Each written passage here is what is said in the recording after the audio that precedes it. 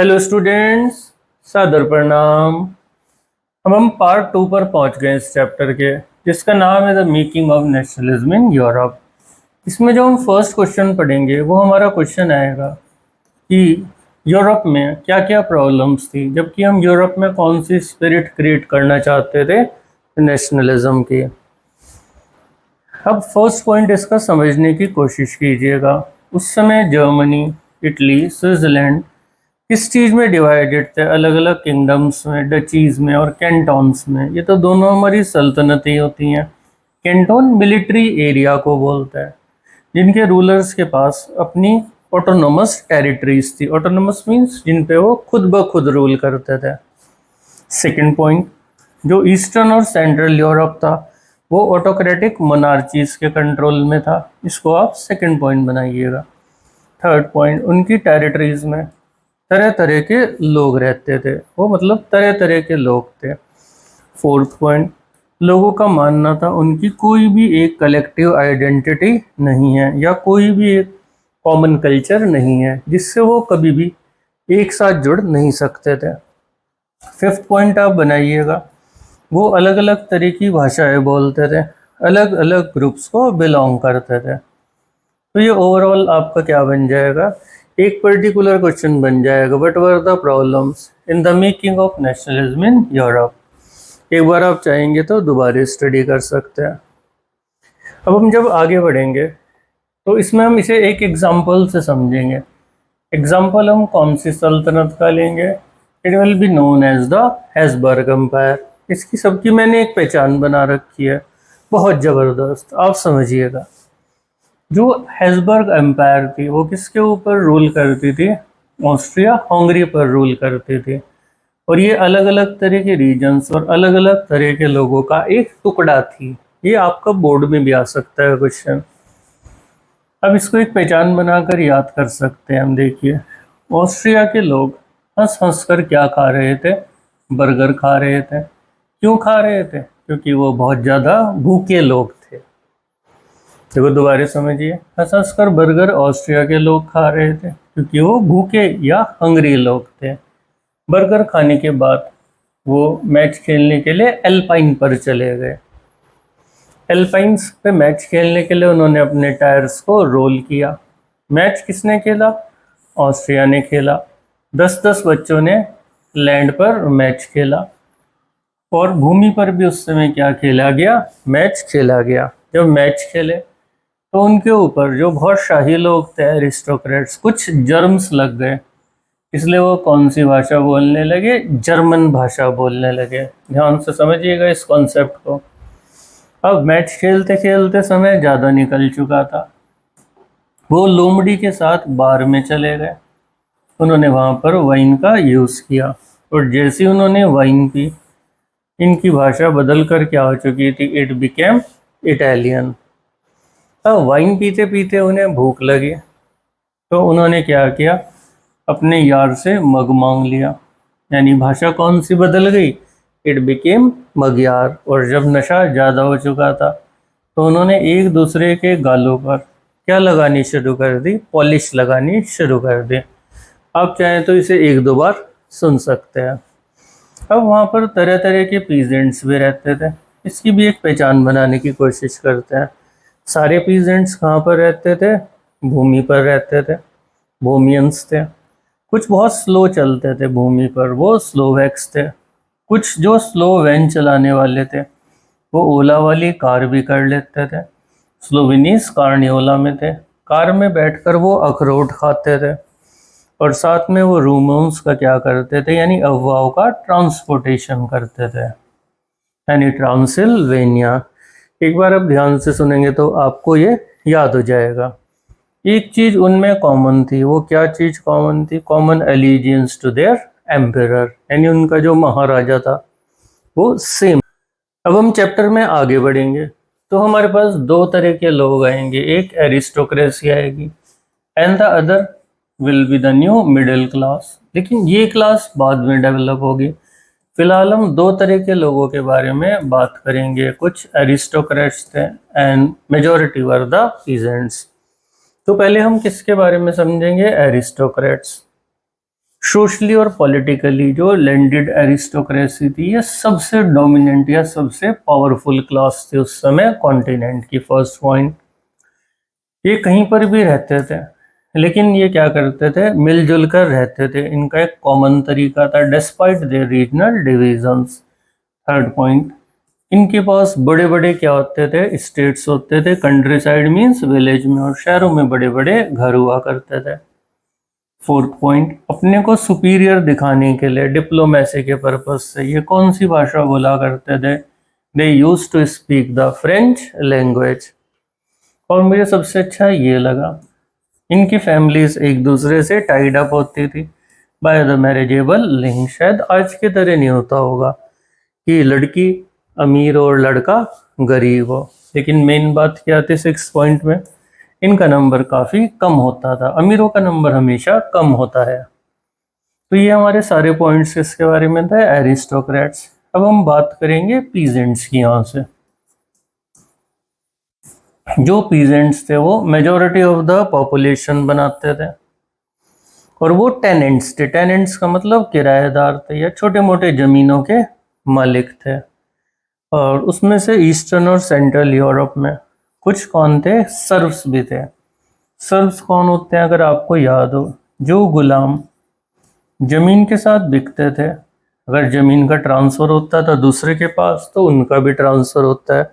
They are known as the serfs. तो इस topic में आपने दो के बारे में पढ़ा, एक हमारी पीजेंट्स के बारे में पढ़ा, और एक किसके बारे में स्टडी किया हमने, एरिस्टोक्रेट्स के बारे में। लेकिन अब हम पढ़ेंगे सबसे शानदार क्लास के उदय के बारे में। इसी बीच यूरोप में क्या आया, एक इंडस्ट्रियल रिवॉल्यूशन आ गया था। अगर मैम को एक थोड़ा टफ क्वेश्चन देना है तो वो ये वाला क्वेश्चन बना सकती हैं, अबाउट द मिडिल क्लास। एक इंडस्ट्रियल रिवॉल्यूशन आया, और जब इंडस्ट्रियल रिवॉल्यूशन आया तो हमें एक नई कमर्शियल क्लास की ज़रूरत हुई जो मार्केट के लिए प्रोडक्शन कर सके।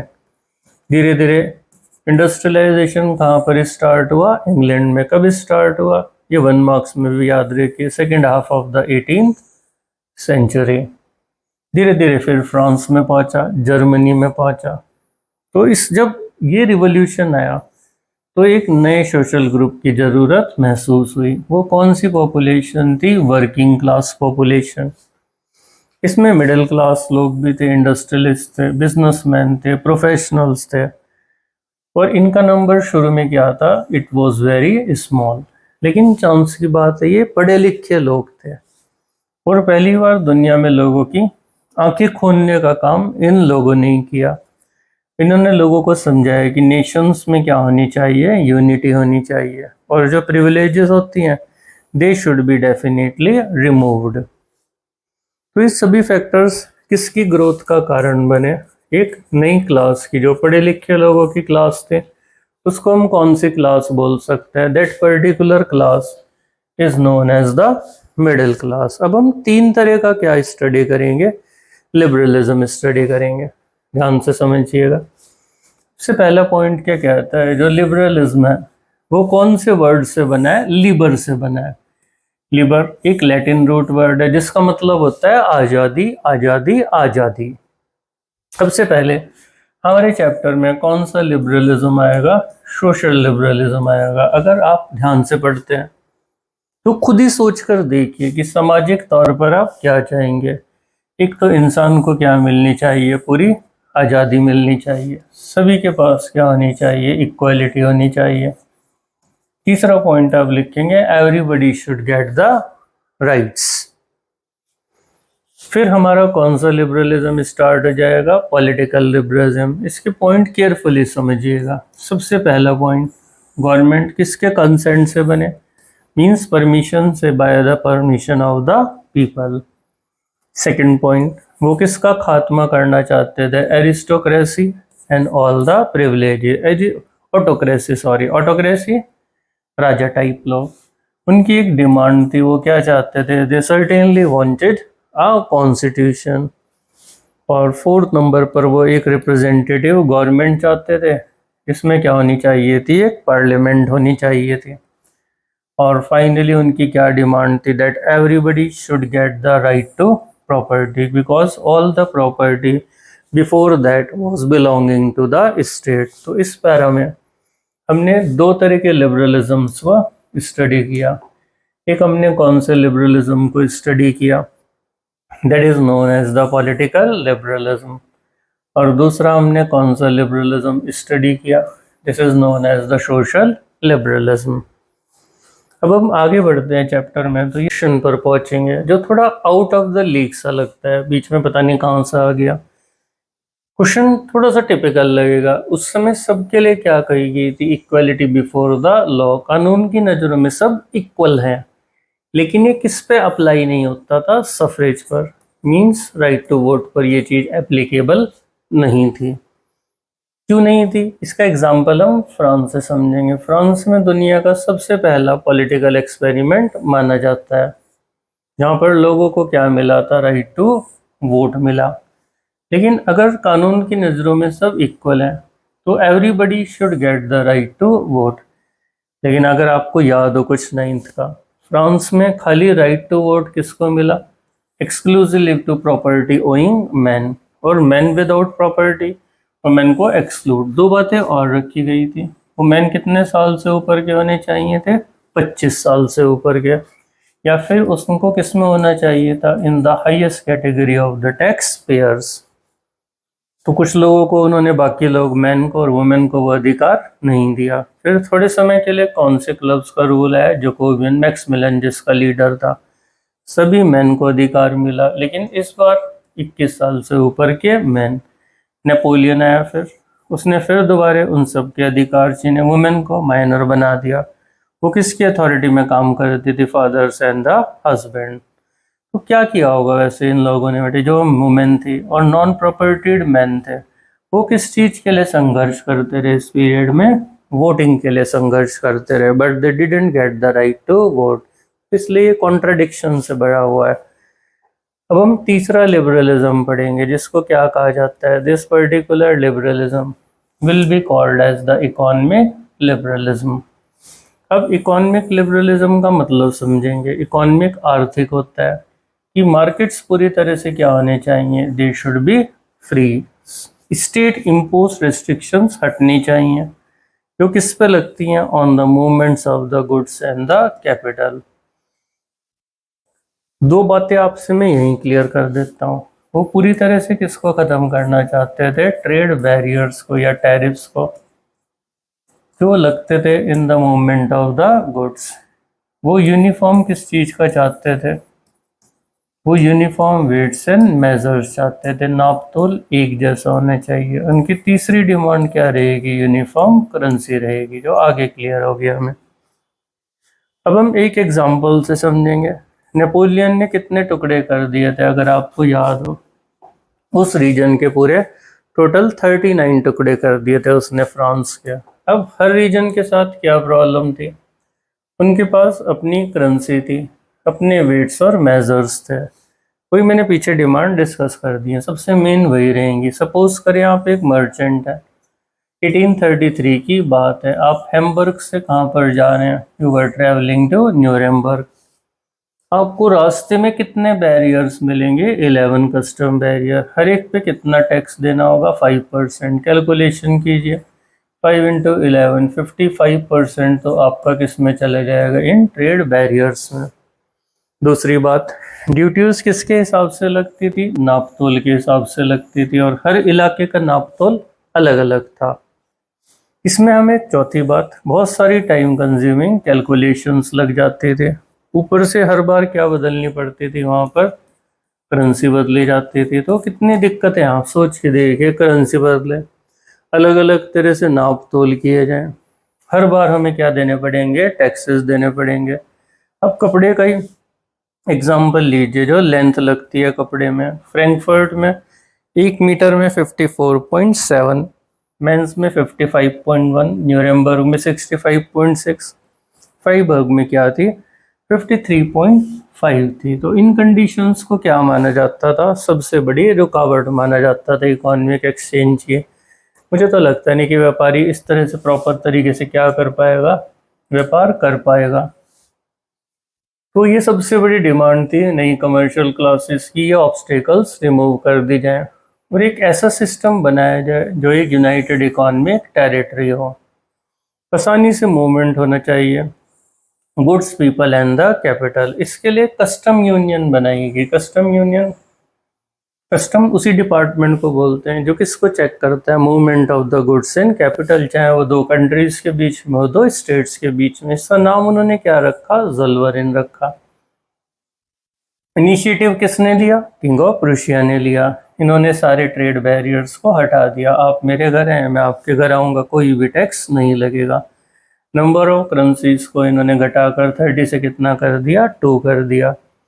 और तीसरी बात है इन्होंने क्या किए थे, यूनिफॉर्म वेट्स एंड मेजर्स किया। और जब सब कुछ ऐसे हुआ तो सामान आराम से इधर उधर जाने लगा। डेवलपमेंट किस चीज़ का हुआ, रेलवेज का। और फीलिंग कौन सी आई थी, the feeling of the national unification. फिर हम नेक्स्ट टॉपिक पर पहुंचते हैं। हम किसको स्टडी करेंगे यहाँ पर, कंजर्वेटिज्म को स्टडी करेंगे। और लोग क्या कहलाएंगे, लोगों को हम क्या बोल सकते हैं, कंजर्वेटिव बोल सकते हैं। कंजर्वेटिव समझना, वैसे तो कंजर्वेटिव सिंपल शब्दों में पुरानी सोच वाले को क्या बोला जाता है, कंजर्वेटिव बोला जाता है। कंजर्वेटिव मानते हैं कि जो इस्टेब्लिश ट्रेडिशनल इंस्टीट्यूशंस हैं, स्टेट और सोसाइटी की, जिसमें मनार्ची आती है, चर्च आती है, हायर चीज़ पता है, जो पेरेंट्स से कैरेक्टरिस्टिक किसको ट्रांसफ़र होती हैं, ऑफिस स्प्रिंग्स को, उत्तराधिकारी। प्रॉपर्टी और फैमिली को क्या किया जाए, प्रिजर्व कर दिया जाए। और इनकी सोच क्या थी, ये किसकी इज्जत करते थे, ये they thought that the past should be respected. दूसरी बात, इनका मानना था if the change should come in the society, the change should come very slowly और ग्रेजुअली। तो अगर हम कंजर्वेटिव में स्टडी करें, ये किस चीज़ को इम्पोर्टेंस देते हैं, पुराने ट्रेडिशंस को, इंस्टीट्यूशंस, कस्टम्स को। और ये ग्रेजुअल डेवलपमेंट चाहते हैं, क्विक चेंज में बिलीव नहीं करते हैं। लेकिन कंजर्वेटिव अब किससे इंस्पायर्ड हो गए थे, नेपोलियन से। अब पुराने लोग भी खुद को मॉडर्न बनाना चाहेंगे। उनको लगता था अगर हम थोड़े से मॉडर्न हो जाए तो हम स्ट्रेंथिफाई हो सकते हैं और हमारा पूरा सिस्टम क्या बन सकता है, इफेक्टिव एंड स्ट्रॉन्ग। 4 डिमांड थे कंजर्वेटिव्स के। वो मॉडर्न आर्मी चाहते थे, ये तो आपको पता होगा आज की इस तगड़ी दुनिया में जहाँ पर इंसान की ताकत और देशों की ताकत उसकी आर्मी से होती है। एफिशिएंट ब्यूरोक्रेसी चाहते थे। ब्यूरोक्रेट्स किनको बोलते हैं, सिविल सर्वेंट्स को बोलते हैं किसी भी कंट्री के। अगर वो अच्छे हैं तो देश ऑटोमेटिकली अच्छा हो जाता है। डायनेमिक का मतलब फास्ट मूविंग इकॉनमी चाहते थे। और वो फ्यूडलिज्म, यानी feudalism means division of society on the basis of land. और सर्वडम, जमीन के साथ बिकने वाले गुलाम, इनको ख़त्म करना चाहते थे। यानी मैं कह सकता हूँ यहाँ पर एक इंसान था नेपोलियन, उसने किसकी सोच बदल दी, इन कंजर्वेटिव्स की भी सोच बदल दी। लेकिन यहाँ पर एक प्रॉब्लम आई थी, कंजर्वेटिव्स ने खुद को क्या बनाने की कोशिश की, मॉडर्न। लेकिन वो मॉडर्न नहीं बन पाए थे। अब देखिए वो क्या करेंगे सारे कंजर्वेटिव मिलकर। तो 1815 की बात है। अब सारे कंजर्वेटिव, आपको अगर पता भी हो तो 1815 में बैटल ऑफ वाटरलू में कौन हारा था, नेपोलियन। 4 बड़ी बड़ी ताकतें थी, ब्रिटेन, रशिया, प्रूशिया, ऑस्ट्रिया, उन सब ने मिलकर किसको हरा दिया, नेपोलियन को। ये मुझे थोड़ा अजीब लगा, भाई तुम मॉडर्न नहीं बन पा रहे हो तो उसे उड़ा दो जो मॉडर्न बन रहा है। और सब कहाँ पर बैठे, वियना में बैठे, जो एक जगह है। और उन्होंने कहा अब हम सेटलमेंट करेंगे यूरोप के लिए। कांग्रेस के हेड कौन थे, ऑस्ट्रियन चांसलर ड्यूक मेटरनिच। इनका नाम आप याद रखिएगा, काफ़ी जगह पर बाद में यूज़ होगा। और आपका very very very important question आ जाएगा। अब उन्होंने क्या काम किया ये समझिएगा ध्यान से। उन्होंने एक ट्रीटी बनाई, उसका नाम आप याद रखेंगे, it is known as the treaty of Vienna. ये कब ड्रॉ की गई थी, ट्रीटी वॉज ड्रॉन ऑन 1815। सबसे पहला काम, मैं एक एक वर्ड से समझाऊंगा आपको, कोशिश करता हूँ। उन्होंने वो सारे चेंजेस ख़त्म कर दिए जो कौन लेकर आया था यूरोप में, नेपोलियन। लुइस 16, फर्स्ट पॉइंट ये है, जो लुइस 16 की डायनेस्टी थी उसका नाम बर्बन डायनेस्टी है, उसको दोबारा से क्या कर दिया गया, इट वॉज रिस्टोर्ड। ठीक। थर्ड पॉइंट, फ्रांस ने जो टेरिटरीज नेपोलियन के अंडर जीती थी वो सारी किससे छीन ली गई, फ्रांस से छीन ली गई। अब जो फ्रांस का बॉर्डर था उस पे उन्होंने अपने स्टेट्स की सीरीज बना दी, ऐसे मान के चलो अपनी सल्तनतें बना दी। वो क्यों बनाई गई इस तरह की सीरीज ऑफ द स्टेट्स? ताकि किसका एक्सपेंशन रुक जाए भविष्य में? फ्रांस का। अब फ्रेंच के कटा सब में बटा। कैसे बटा? किंगडम ऑफ नीदरलैंड, इसको भी समझिएगा, वहां पर सेटअप कर दी गई नॉर्थ में। इसको N for Netherland, N for north. Genoa किसमें जोड़ दिया गया? पिडमोंट में जोड़ा गया। प्रूशिया को क्या मिले? कुछ वेस्टर्न फ्रंटियर्स मिले। ऑस्ट्रिया को किसका कंट्रोल दिया गया? Austria was given the control of northern Italy. लेकिन जो नेपोलियन ने 39 टुकड़े किए थे, दे वर लेफ्ट अनटच्ड। ठीक, कितने सारे पॉइंट है। रशिया को क्या दिया गया? पोलैंड दिया गया। और प्रूशिया को क्या दिया गया? पोर्शन ऑफ सैक्सोनी दिया गया। उनका सबसे बड़ा मकसद क्या था? कि हम सारी मोनार्चीज को रिस्टोर कर दें, जिसको किसने उड़ा दिया था? नेपोलियन ने। और वो उस समय पूरे यूरोप में क्या लाना चाहते थे? पुरानी सोच लाना चाहते थे। That was the new conservative order. अब एक इम्पॉर्टेंट क्वेश्चन आता है कि जो सल्तनतें हमारी बनी 1815 में, वो किस तरह की सल्तनत थी? आपको अच्छा लगेगा। वो ऑटोक्रेटिक थी, अपनी मर्जी से चलती थी। मैं इस पर इम्पोर्टेंट भी लिख देता हूँ। वो किस चीज को टॉलरेट नहीं करती थी? किसी भी तरह के क्रिटिसिज्म को या विरोध को या प्रोटेस्ट को। ये स्ट्रिक्टली बैन थे। जो भी क्वेश्चन करता था उनकी लेजिटिमेसी का मतलब होता है उनका लीगल बेस। वो उस इंसान को क्या करते थे? डिस्ट्रॉय कर देते थे। उन्होंने सेंसरशिप लगा रखी थी। सेंसरशिप का मतलब क्या होता है? जब आप कंट्रोल लगा देते हैं लिबर्टी पर, प्रेस पर। Control of press and media is known as the censorship. तो कोई भी चीज़ पब्लिश नहीं हो सकती थी न्यूज़पेपर्स में, बुक्स, प्लेस, सॉन्ग्स में, जो कौन से आइडिया को शो करती वहाँ पर लिबर्टी और फ्रीडम को शो कर सकते थे। लेकिन अभी भी अगर आप देखेंगे तो अभी भी फ्रेंच रिवॉल्यूशन की मेमोरी किसके अंदर जिंदा थी? सभी लोगों के अंदर जिंदा थी इस समय। और उनकी सबसे बड़ी डिमांड क्या रही हमारे लिबरल नेशनलिस्ट की? वो किसका खिलाफ हो चुके थे? Conservative order. और एक दूसरी सबसे बड़ी demand freedom of the press थी। ठीक है, थोड़ा इससे पढ़ के हमारा फायदा हो जाता है कि हम सब कुछ तो स्टडी कर रहे हैं, 1 मार्क्स पे हमारे सारे इंक्लूड हो रहे हैं। अब इस समय हम रिवोल्यूशनरीज के बारे में पढ़ेंगे। अब एक नया कल्ट है हमारे पास, वो हर देश में होता है। उन्हें क्या बोला जाता है? रिवोल्यूशनरी। अब जो मैं आपको बताऊंगा आप चेक कीजिएगा आप एक रिवोल्यूशनरी है या नहीं है। सबसे पहले आज से आप किसको विरोध करना शुरू कर दे? You should oppose the monarchies. You should fight for the liberty and the freedom, or you should think that the creation of the nation state would be the ultimate task। तो ये 3 चीज़ें आपको क्या बना देती हैं? रिवोल्यूशनरी बना देती हैं। और उस समय का जो सबसे बड़ा रिवोल्यूशनरी था उसका नाम आप याद रखेंगे। उसका नाम क्या था? गजीपी मजीनी था। ये एक ही रिवोल्यूशनरी है जिसके बारे में थोड़ा डिटेल में डिस्कस किया गया है। रिवोल्यूशनरी का नाम याद कर लेंगे। इसका नाम क्या है? गुजीपी माजिनी है। पूरा नाम याद करेंगे। मैं बच्चों को ऐसे याद कराता हूँ। ये जिनियो में पैदा हुआ था 1805 में। इन्हें कार्बन वाला चैप्टर पसंद था। इन्होंने कौन सी सोसाइटी बनाई? Secret society of Carbonari. जब ये 24 साल के थे तो इन्होंने गुड़िया खरीदने की कोशिश की, ली गुड़िया से, और इन्हें एग्जाइल मिला उस समय, यानी देश निकाला दे दिया गया। फिर ये जब वापस आए तो उन्होंने 2 सीक्रेट सोसाइटीज बनाई। एक का नाम था यंग यूरोप इन बार्निया, और एक हमारे पास थी यंग इटली इन मर्साइल्स। और इसमें कौन से लोग थे? लाइक माइंडेड यंग मैन थे, पोलैंड, फ्रांस, इटली और जर्मनी से। इनका मानना था कि भगवान ने नेशंस को नेशंस बनने के लिए भेजा है, तो इटली किस में नहीं होना चाहिए? पैचवर्क में नहीं होना चाहिए। इटली के टुकड़े नहीं होने चाहिए, पूरा इटली एक होना चाहिए। और यूनिफिकेशन ही किस चीज़ का बेस बना सकता है? इटालियन लिबर्टी का। और इन्हें देखकर सारे के सारे जर्मनी में फ्रांस में, स्विट्जरलैंड और पोलैंड में क्या बननी शुरू हो गई? Secret societies. ये रिलेंटलेस थे, झुकते नहीं थे। सारे के सारे जो मोनार्क्स थे वो इनके विजन से डरते थे। भाई मोनार्क्स को तो डर लगेगा, उनकी गद्दी खतरे में है।